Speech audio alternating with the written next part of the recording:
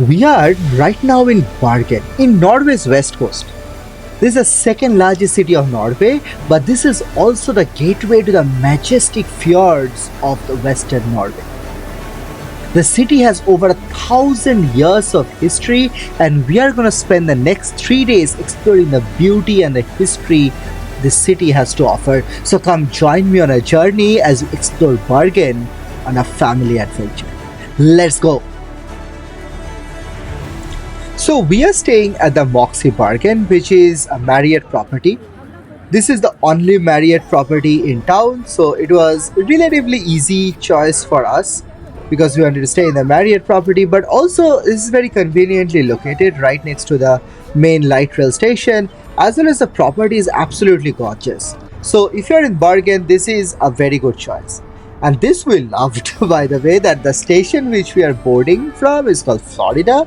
We love going to Florida, and we found a Florida station here. That's my kids especially love that coincidence. So this train, it comes from the airport. It stops at the Florida station. Right next to is our hotel, and then this goes to the downtown, the historic downtown. So it is super convenient. Only one line, so you don't have to figure out buses or don't have to take a car.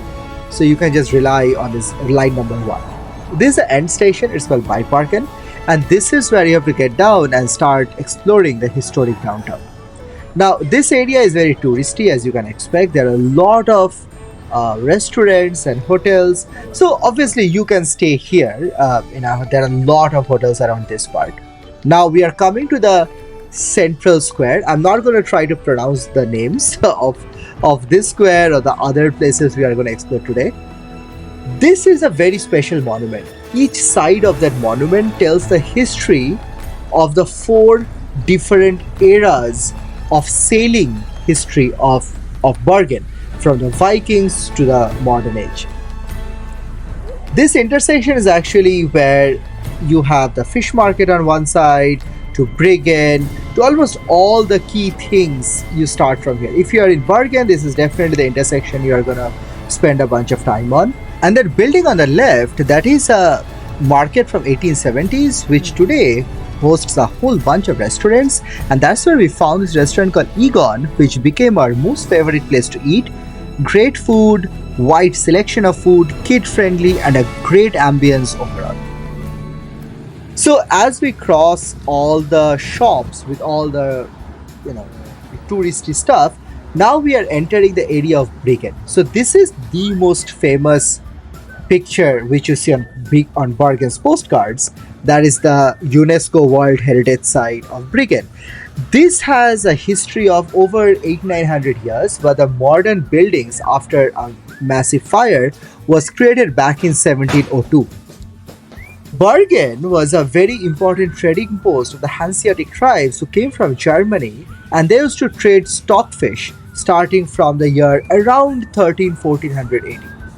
And then over the next 300-400 years, they built these houses from where they used to stay and they used to trade, and this sort of became their capital. And these German merchants kind of dominated and shaped the Bergen's history. And you will learn about more when you start exploring some of the alleyways and these back corridors of Bryggen. Now, one thing we did miss is there are a lot of walking tours over here where you can go with a guide and who can walk you through very specific nuances and aspects of the history of those different shops and houses.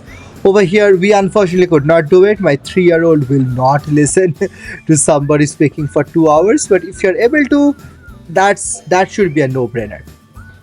And as you walk the alleyways, you are going to also see a lot of old shops. There are a lot of curio shops, a lot of painting shops, a lot of handicraft shops. So walking these alleyways is fascinating. And if you are able to spend at least half a day. We spent 3.5 hours there just exploring these alleyways, going to the shops, and it was absolutely gorgeous. One item we did purchase from there is this reindeer skin, which you can put on a couch.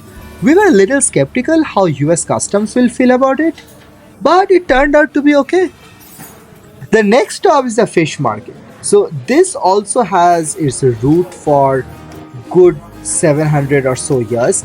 This particular section is indoor. This is 10 years old. It's called Mathalen. There's a much bigger section outside. And then right next to the fish market, right opposite to the fish market actually, there are a lot more alleyways which we explored, and we found some great doner kebabs here. That shop over there with the red facade, that has some amazing reindeer hot dogs. So if you're into that, definitely try out reindeer hot dogs. So do come here if you want to find some good food, a little less touristy probably, but you have a lot of options, cheap options, a lot of nightclubs and pubs. We obviously tried out the Flybanen. This is the road to the Flybanen, which is the funicular. There is another cable car. We also tried that. That's called Bryggen. I have separate videos on both of them, so please do check those out. When you are in Bergen, you obviously have to do both, right? There are 7 mountains surrounding Bergen, and each one of those two take you to the top of those. The last stop of the day is the Byparken, the beautiful tulip garden slash outdoor concert area situated right next to the train station, where we spent the next few hours, had a little bit of picnic, and had a beautiful end to the day.